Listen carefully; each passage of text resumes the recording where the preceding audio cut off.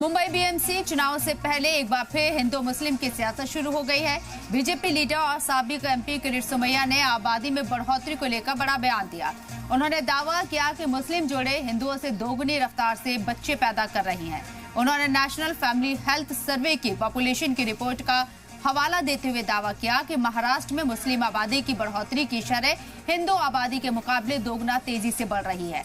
दरअसल किरीट सोमैया ने social media पर एक पोस्ट शेयर किया है जिसमें उन्होंने मुस्लिम आबादी का जिक्र किया है। उन्होंने दावा किया कि मुख्तलिफ पॉपुलेशन रिसर्च और रिपोर्ट्स के हवाले से कहा जा रहा है कि महाराष्ट्र के शहरी इलाकों में औसत फर्टिलिटी रेट तकरीबन 1.4 है। उन्होंने मुंबई की फर्टिलिटी रेट को लेकर कहा कि मुंबई में हिंदू परिवारों की शरह 1.3 से कम बताई जा रही है। इसका मतलब ये लगाया जा रहा है कि 10 हिंदू जोड़े औसतन तकरीबन 13 बच्चे पैदा करते हैं। वहीं मुंबई में 10 मुस्लिम जोड़े औसतन 26 या उससे ज्यादा बच्चे पैदा करते हैं।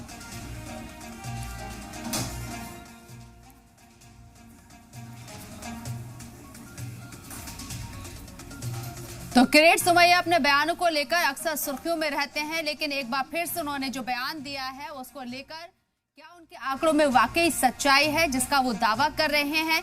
मुस्लिमों की आबादी तेजी से बढ़ रही है और खासकर महाराष्ट्र का उन्होंने जिक्र किया है। बीएमसी इलेक्शन नजदीक है महाराष्ट्र के अंदर और ऐसे में मुस्लिमों की आबादी बीएमसी इलेक्शन में खासा असर रखती है, तकरीबन 50 सीटों पर।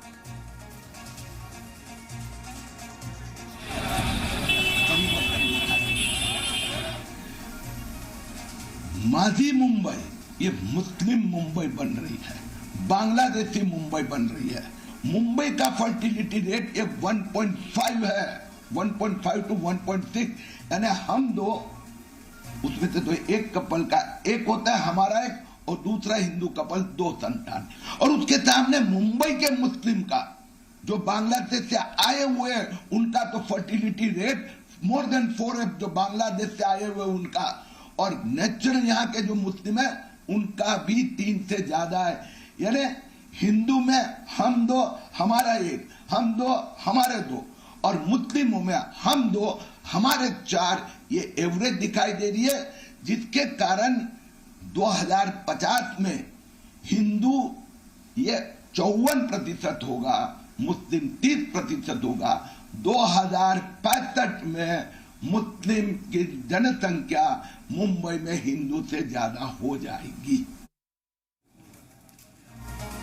जब जब चुनाव नजदीक होते हैं इस तरह के बयान सुर्खियों में रहते हैं और महाराष्ट्र में जैसे कि मैंने कहा बीएमसी इलेक्शन है और ऐसे में यहाँ किरीट सोमैया मुस्लिम आबादी का हवाला देते हुए क्या डराने की कोशिश कर रहे हैं, क्योंकि मुंबई के अंदर बीएमसी इलेक्शन में अगर देखा जाए तो 50 सीटों पर सीधे तौर पर मुस्लिमों की जो आबादी है वो खेल बना भी सकती है और बिगाड़ भी सकती है।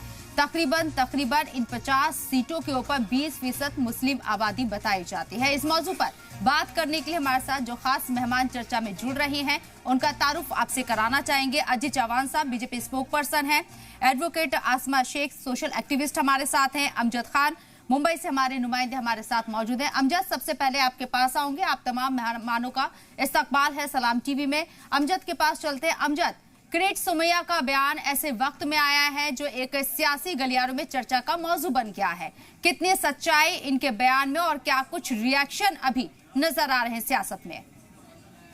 देखिए, किरीट सोमैया का बयान जो है लगातार अपने बयान से वो विवादित बयान देके सुर्खियां जो है वो बटरने की कोशिश करते हैं।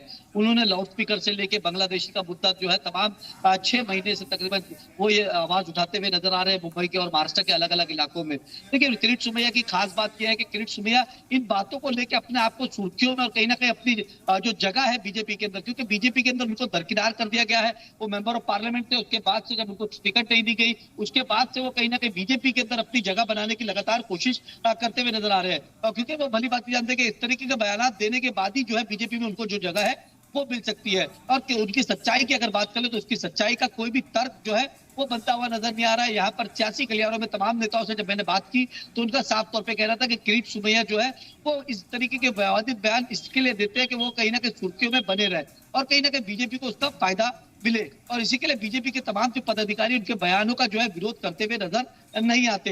हालांकि किरीट सोमैया को बयान को लेकर सियासी गलियारों के अंदर ये चर्चा जरूर है कि इस तरीके के बयान जो है किरीट सोमैया जो दे रहे हैं वो आने वाले बीएमसी जो चुनाव है उसके मद्देनजर देते हुए नजर आ रहे हैं, क्योंकि लगातार इस तरीके का जो चुनाव है, क्योंकि 9 साल के बाद बीएमसी का चुनाव जो है वो होने वाला है। जैसे आपने कहा कि 50 सीट पे सीधे सीधे जो है मुस्लिम जो है वो प्रभाव रखते हैं, और अगर बीएमसी की बात करें तो पिछले 2017 के अंदर तकरीबन 31 मुस्लिम जो कॉर्पोरेटर थे वो जीत के आए थे। वो तमाम सियासी पार्टी जो है उसके अंदर वो जीत के आए थे, चाहे वो शिवसेना हो, एकनाथ शिंदे की हो, या वो उद्धव ठाकरे की हो, तमाम जो कांग्रेस हो, तमाम पार्टियों से जो है मुस्लिम उम्मीदवार जो है वो जीत के आए थे। तो कहीं ना कहीं मुस्लिमों की जो भागीदारी है वो कम से कम हो सके और इसको कहीं ना कहीं पोलराइज करा जाए इलेक्शंस को, क्योंकि अगर बात करें तो 227 वार्ड है बीएमसी के और इसका बजट जो है 70,000 करोड़ से ज्यादा का बजट है। तो कहीं ना कहीं ये आप ये भली बात ही जानते हैं कि मुंबई के ऊपर जो राज करता है वो पूरे महाराष्ट्र में राज करता हुआ नजर आएगा। तो सबकी नजर जो है बीएमसी के बोर्ड के ऊपर होती है, उनके मेयर के ऊपर होती है, प्रधान समिति पे होती है, और जो स्टैंडिंग कमेटी का जो चेयरमैन होता है उसके ऊपर खास तौर पे नजर जो है वो तमाम सियासी पार्टी जो है वो बनाती हुई नजर आती है। तकरीबन 3 दशकों से जो है अगर बात करें तो शिवसेना का गठबंधन और शिवसेना जो है वो इस यहाँ पर जो है काबिज है, और शिवसेना इस वक्त जो है मनसे के साथ जो है जो दोनों भाई जो है साथ में मिलकर आके चुनाव लड़ रहे हैं। अब दोनों का गठबंधन कितना कारगर साबित होता है ये तो आने वाला वक्त ही बताएगा। ये बयान सियासी बताया जा रहा है। अजीत चौहान हमारे साथ बीजेपी स्पोक पर्सन, उन्हीं का रुख करती हूँ। अजीत साहब, महाराष्ट्र में बीएमसी इलेक्शन है, इसलिए कोई और मुद्दा नहीं, सही तो मुसलमानों की आबादी को लेकर ही चर्चा कर ली जाए। किरीट सोमैया क्या यहाँ पर इशारे दे रहे हैं? क्या एक बार फिर से बीजेपी मुसलमानों के मुद्दे पर ही चुनाव में आगे बढ़ेगी? जी, एक सामाजिक संस्था की गणना का खुलासा और उसका संदर्भ किरीट सोमैया जी ने दिया है, ऐसा उनका दावा है। पर किसकी कितनी संख्या है मेरी बहन, इससे भारतीय जनता पार्टी को कोई सरोकार नहीं है।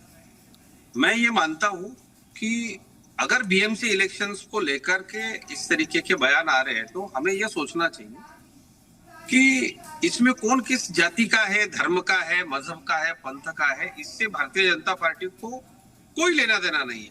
हमारे मुंबईकर बहन भाइयों को क्या रहने के लिए अच्छे घर है, पीने के लिए साफ पानी है, वो नाली के किनारे झोपड़पट्टी बना करके तो नहीं रह रहे हैं, इस पर ज्यादातर हम ध्यान देते हैं। और किसी भी धर्म की संख्या बढ़ी या घटी, इससे भारतीय जनता पार्टी को कोई फर्क नहीं पड़ता। आप आंकड़ों में देख लीजिए, इन चुनावों में हमारी टिकट पर कई मुस्लिम नगराध्यक्ष चुनकर के आए हैं, कई मुस्लिम नगर सेवक चुनकर के आए हैं, जिनको भारी वोट से आम जनता ने चुनाव जितवाया है, और भारी भरकम हिस्सेदारी हमने मुसलमान समाज को इस इलेक्शंस में महाराष्ट्र में दी है।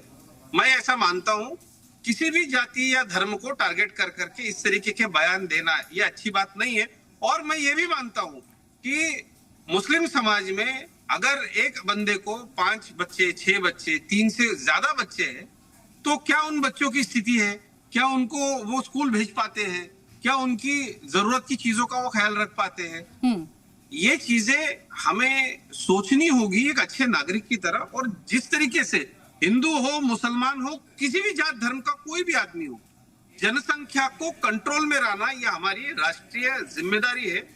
मैं ये मानता हूं कि कोई किसी भी धर्म का बहुत ही चाहे हिंदू हो, चाहे होने के नाते बहुत ही सज्जन इंसान भी नजर आ रहे हैं। किरीट सोमैया का बयान से किस तरीके से आपने सीधे तौर पर यहाँ किनारा कर लिया, लेकिन किरीट सोमैया जिन रिपोर्ट्स का हवाला दे रहे हैं उन रिपोर्ट्स का भी मैं जिक्र करना चाहूंगी। आपने बहुत अच्छी बात कही कि हमें जनसंख्या के ऊपर नहीं, मुद्दों के ऊपर चुनाव लड़ना चाहिए। और भारत की जो जनसंख्या दर है, यानी कि प्रजनन दर है, वो लगातार घट रही है। और खासकर मुसलमानों की अगर मैं बात करूं तो यहाँ पर और भी ज्यादा बेदारी नजर आ रही है। मुसलमानों में प्रजनन दर 4.4 हुआ करती थी, जो कि घटकर 2.4 पर आ गई है, और वक्त के साथ साथ इसमें गिरावट दर्ज की जा रही है। आने वाले वक्त में और भी गिरावट दर्ज होगी, ऐसा अनुमान लगाया जा रहा है। लेकिन किरीट सोमैया यहाँ डरा रहे हैं, मुंबई के अंदर मुसलमानों की आबादी डबल हो जाएगी। पता नहीं कौन से आंकड़े वो पेश करना चाह रहे हैं। मेरे साथ एडवोकेट आसमा शेख है, सोशल एक्टिविस्ट है।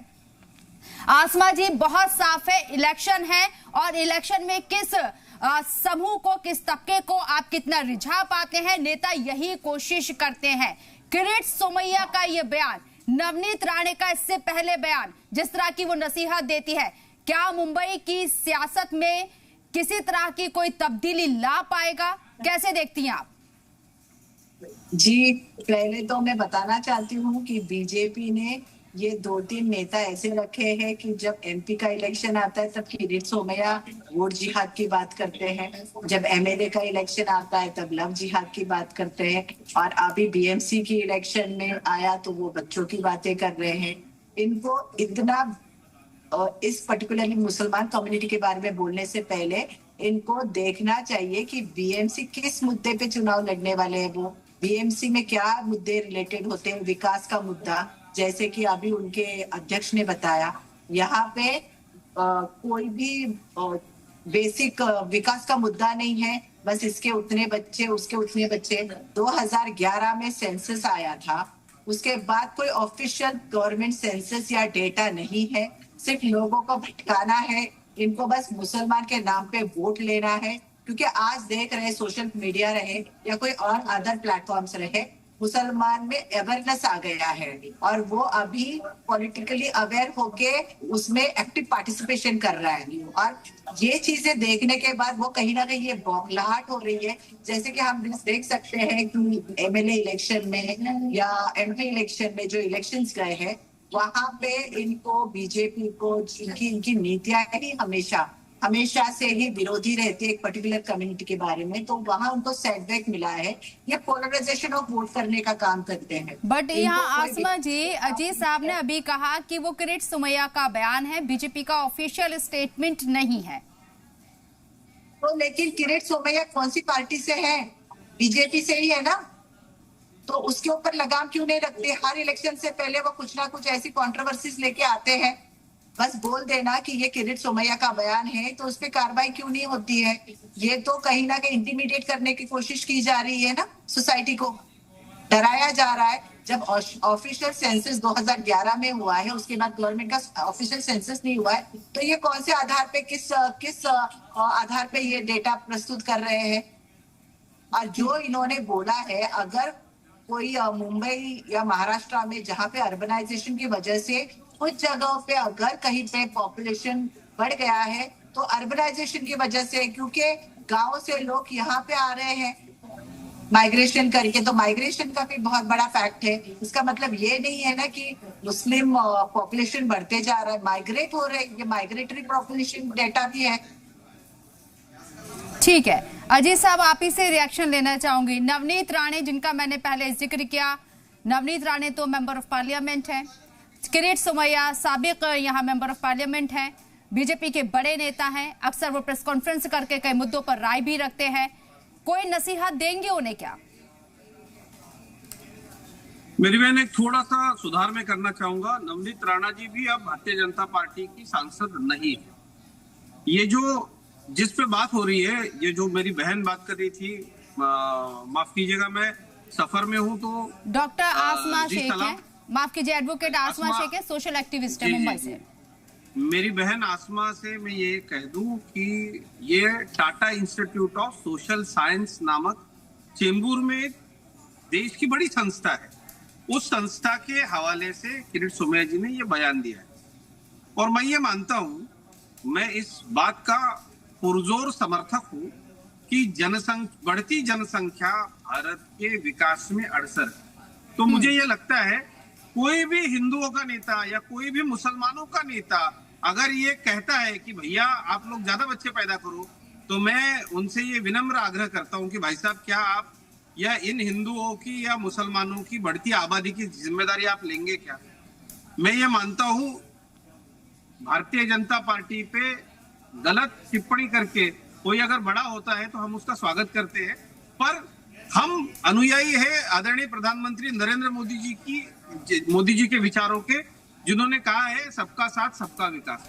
हमें बड़ा अभिमान है आज महाराष्ट्र के सीनियर सिटीजन मुसलमान, महाराष्ट्र के युवा और खास करके पूरे देश की मुस्लिम भगिनी, हमारी मुस्लिम बहनें, जो ट्रिपल तलाक का मुद्दा है, जो लाड़की बहन योजना है महाराष्ट्र में, और जिससे हमारी बहनें आत्मनिर्भर हो रही है, जिससे हमारी बहनों पर अत्याचार जो हो रहे थे उनको रोकने में हम सक्षम रहे।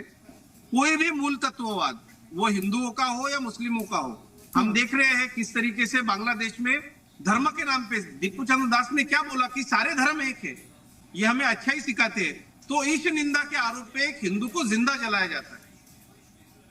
कोई क्या कौन सा मांस खा रहा है, कौन सा मांस लेकर के जा रहा है, इस पर किसी को पीट करके मार डाला जाता है और वो मुसलमान होता है, उसका घर का सहारा चला जाता है। तो ये जो भी राजनीति को लेकर के बयान आते हैं, इसमें मैं इस देश के मुसलमानों को जी सलाम देखने वाले मेरे मुस्लिम बहन भाई है। आप देखिए, उज्ज्वला गैस योजना कोई धर्म पूछ कर तो फायदा नहीं हुआ भाई साहब, पीएम आवास योजना कोई धर्म पूछ के तो फायदा नहीं हुआ, जनधन योजना कोई धर्म पूछ के तो अजय साहब, आपने बांग्लादेशियों का जिक्र किया है, यहाँ पर दीपू दास का जिक्र किया, योजनाओं का फायदा लेने वाले सबसे ज्यादा मेरे अजय साहब एक सवाल इसमें ऐड करना चाहूंगी, आप इसी से आंसर लेना चाहूंगी। बांग्लादेशियों का भी जिक्र किया है किरीट सोमैया ने, बांग्लादेशियों को भी एक बड़ा फैक्टर बताया है, जो वो दावे कर रहे हैं अपने आंकड़ों के मुताबिक कि मुसलमानों की जो आबादी है वो बढ़ जाएगी। मेरी बहन, मैं आपसे ये कह दूं, बांग्लादेशी कोई भी हो वो विदेशी नागरिक है, और ये सारे बांग्लादेशी हमारे देश में रह करके, हम देखिए, आप, मैं, मेरी वकील बहन, हम सारे इस देश के पहले दर्जे के शहरी हैं। ये देश हमारा है, और मैं ये मानता हूं कि बांग्लादेशी हो, पाकिस्तानी हो, किसी भी देश से गलत तरीके से भारत में आकर के अवैध निवास करने वाले, फिर वो अफ्रीकी कंट्री से आकर के यहाँ पे मुंबई के आसपास जो नारकोटिक्स का व्यवसाय करने वाले, ये सारे लोग इलीगल है। वो हमारे धर्म का है, इसलिए हम उसको समर्थन करेंगे। ये विचार बहुत ही गलत है और ये राष्ट्र विरोधी है, और मेरे भारत के मुस्लिम बहन भाई जो राष्ट्र प्रेमी है वो ऐसा विचार नहीं करेंगे। पर जो ऐसा विचार नहीं करते हैं, उन लोगों को ये सोचने की जरूरत है कि भैया देखिए, एक पाकिस्तान बन गया, एक बांग्लादेश बन गया, मुसलमान है, हम वहां जाएंगे सुखी रहेंगे करके बना, क्या ये दोनों देश सुखी है क्या? तो धर्म के नाम पे, चाहे हिंदू हो चाहे मुसलमान हो, बरगलाने वाले, लड़ाने वाले, अलग देश मांगने वाले और हमारा धर्म ही सर्वोच्च है ये मानने वाले कितने दुखी है। इन दोनों देशों की परिस्थिति देख करके हम देख सकते हैं। तो एक अच्छे भारतीय नागरिक के तौर पर मैं ये मानता हूं कि किसी भी धर्म विशेष की संख्या बढ़ी घटी, इसको खबर बनाने से अच्छा पूरे देश की जनसंख्या कम हुई और संसाधन हमें अच्छी तरीके से ये खबर मीडिया में क्यों आई, ये सुर्खियों में क्यों आई? किरीट सोमैया ने इस बात का जिक्र किया, जो आंकड़े वो पेश कर रहे हैं, डिस्कशन तो फिर इस पर होगा ना अजीत साहब। जिन आंकड़ों को वो बताने की कोशिश कर रहे हैं, जनसंख्या घट रही है और आने वाले वक्त में 2050 का वो दावा कर रहे हैं, 2050 में भारत की कुल जनसंख्या 1.29 पर पहुंच सकती है, ये रिपोर्ट्स दावा कर रही हैं। लेकिन किरीट सोमैया इसके इतर कुछ और बयानबाजी कर रहे हैं। आपकी पार्टी से वो आते हैं, उन्हें तनकीद करना, उन्हें नसीहत देना पार्टी का काम है। यहाँ एडवोकेट आसमा शेख, इनकी वही मैं बोलता, इनकी दोहरी नीति देखते जब इलेक्शन साहब आपके पास आ रही हूँ मैं, एक रिएक्शन आपसे सिंगल प्रतिक्रिया में देता हूँ तो उनको बोलने में थोड़ा अच्छा होगा। ठीक है, बोलिए आप बोलिए। मैं सिंगल प्रतिक्रिया देता हूँ। भारतीय जनता पार्टी महाराष्ट्र प्रदेश का मैं चीफ स्पोक पर्सन हूँ, मुख्य प्रवक्ता हूँ। भारतीय जनता पार्टी की अधिकृत भूमिका क्या होगी ये डिसाइड करने का काम हमारे नेताओं का है और वो मीडिया में बताने का काम मेरा है। अधिकृत तौर पे, आधिकारिक तौर पर भारतीय जनता पार्टी ऐसा मानती है किसी भी धर्म विशेष की जनसंख्या बढ़ना या घटना ये राजनीतिक बयान हो सकते हैं, पूरे देश की जनसंख्या कम होना ये हमारा उद्देश्य होना चाहिए। किरीट सोमैया जी का ये वक्तव्य होगा तो उनका व्यक्तिगत वक्तव्य है, ऐसा मैं मानता हूं और ऐसा भारतीय जनता पार्टी मानती है। इस देश में भारतीय जनता पार्टी बड़ी बन रही है तो केवल हिंदुओं के वोट से नहीं बन रही है मेरी बहन। आप देख लीजिए आंकड़े कि हमारे कितने मेयर चुन के आए, नगर चुन के आए, हिंदू भी तो उनको वोट करते हैं ना। ठीक है, आसमा जी अपना रिएक्शन दीजिए। सीधे देखिए, इनकी दोहरी नीति देखिए आप। इनके कुछ नेता भाषण देते और ये कवर अप करने को आ रहे हैं और ये विकास की बात कर रहे हैं, तो क्यों नहीं इन्होंने 5% रिजर्वेशन की बात को उठाया मुसलमान के लिए, जो मुसलमान कितने सालों से 5% रिजर्वेशन की बात कर रहा है। अगर सच में ये सबका विकास करना चाहते हैं, हम निंदा करते हैं जो चीज बांग्लादेश में हुआ, जो मॉब लिंचिंग हुआ, उस चीज की हम कंडेम करते ओपनली, लेकिन कितने बॉम्ब ब्लीचिंग अभी तक इंडिया में हुए, तब इन्होंने क्यों कुछ नहीं कहा? और इनका विकास का सही में मुद्दा है तो ये 5% जो है रिजर्वेशन की बात क्यों नहीं, मुसलमानों को क्यों नहीं देते हैं? जस्टिस रंगनाथ बीजेपी का तो ये कोर लाइन है। आसमा जी, बीजेपी की तो कोर लाइन है, मजहब के नाम पर रिजर्वेशन नहीं होगा। अच्छा, रिजर्वेशन नहीं होगा, लेकिन हम लोग अपने जो मुस्लिम कम्युनिटी में जो एकदम ही इकोनॉमिकल बैकवर्ड है उनके बारे में तो कोई इन्होंने करना चाहिए, क्योंकि जस्टिस रंगनाथन रिपोर्ट, सच्चा कम्युनिटी रिपोर्ट ने कहा है कि मुसलमान की हालात इस देश में बहुत ही बुरे और बदतर है, तो ये क्यों नहीं लागू कर रहे उन चीजों को? ठीक है, इसका रिएक्शन मैं लूंगी। एक सवाल अमजद से है मेरा। अमजद, बीएमसी चुनाव में मुसलमानों की क्या भूमिका है और जो भी बयान सामने आ रहे हैं उसको लेकर क्या कुछ रुझान दिख सकते हैं, और उत्तर भारतीयों की क्या भूमिका रहेगी बीएमसी चुनाव में? देखिए, मैं साफ तौर पे बता दूं, जैसे जिस तरीके से आपने कहा कि उत्तर भारतीयों की क्या भूमिका रहेगी। देखिए, महाराष्ट्र का बीएमसी का जो चुनाव है वो तकरीबन उत्तर भारतीय और महाराष्ट्र के मराठी मानुष के बीच में दोनों ही पार्टियां चाहती है कि वो इस मुद्दे पे जो है वो चुनाव लड़ा जाए।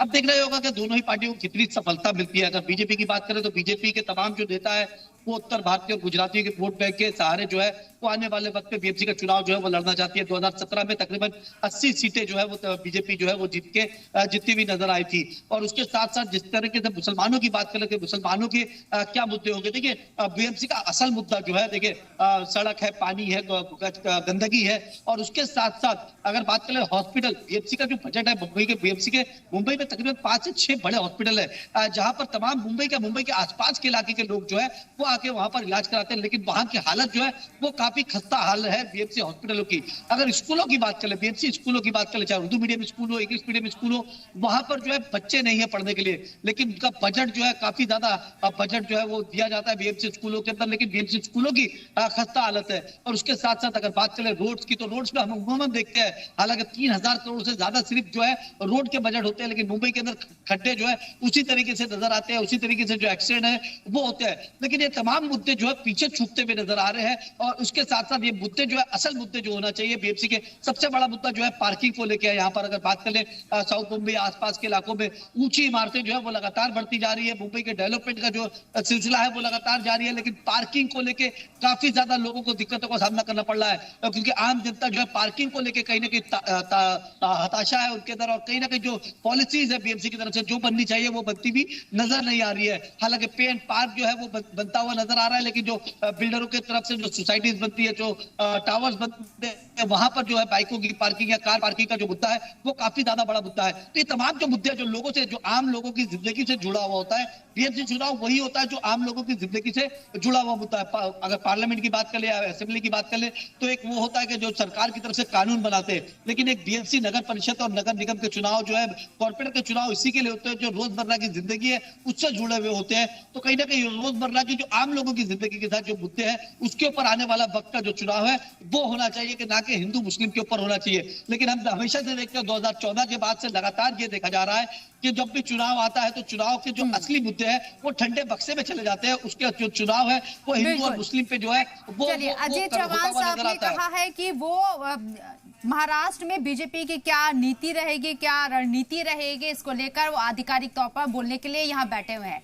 अजय साहब, इशारे यहाँ किरीट सोमैया कुछ और दे रहे हैं, आप कह रहे हैं कि जो रणनीति होगी वो ऑफिशियल तौर पर वाजे की जाएगी। आप ही से पूछना चाहूंगी, बीएमसी का चुनाव किन मुद्दों के ऊपर बीजेपी लड़ने जा रही है? मेरी बहन, मुझे सबसे बड़ा ये आक्षेप जो है, आप सवाल में भी ये कर रहे हैं कि मुसलमान क्या मुस्लिम इस देश के मालिक नहीं है? ये मुसलमानों का देश नहीं है? आप स्पेसिफिक मुसलमानों के लिए क्या करके कैसे सवाल पूछ सकते हैं? मैं धर्म से हिंदू हूं, मैं सिर्फ अपने आप को सनातनी मानता हूं। मैं किसी भी चैनल पे या कहीं भी जाता हूं तो मैं सिर्फ, मुझे ये सवाल बिल्कुल सुनने को नहीं मिलता कि हिंदुओं के लिए क्या, हिंदुओं के लिए क्या। हम भारतीय है, हम हिंदू हो, मुस्लिम हो, कोई भी हो, हम सर्वप्रथम इस देश के संविधान मानने वाले नागरिक है।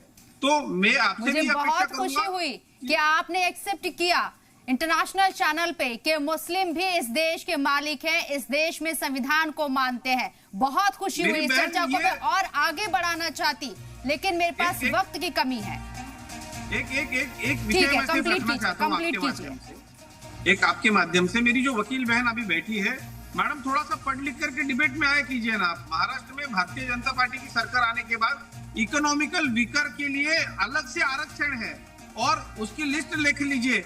बीएमसी की हो, महाराष्ट्र के सरकारी स्कूलों की हो, महाराष्ट्र पुलिस की हो, ईडब्ल्यूएस का आरक्षण 80% उसका फायदा जो है वो मेरे महाराष्ट्र के मुआस्सर चाहूंगी, इंटरप्ट कर रही हूँ, वक्त की पाबंदी है, लेकिन महाराष्ट्र में बीएमसी चुनाव है और चुनाव से पहले जो बयान सामने आ रहे हैं वो किस तरफ इशारा कर रहे हैं? क्या बीएमसी का इलेक्शन जो मौजूदा जमातें हैं वो इन मुद्दों के साथ आगे बढ़ाएंगी या फिर जो वाकई में मुद्दे हैं बीएमसी से जुड़े हुए और जिनकी जनता को जरूरत है उन पर चर्चा होगी, उस पर इलेक्शन लड़ा जाएगा? ये वक्त बताएगा। बहुत बहुत शुक्रिया आप खास मेहमानों का हमारे साथ जुड़ने के लिए, अपना कीमती वक्त देने के लिए। इसी के साथ मुझे दीजिए इजाजत। आप देखते रहिए सलाम टीवी। आदाब।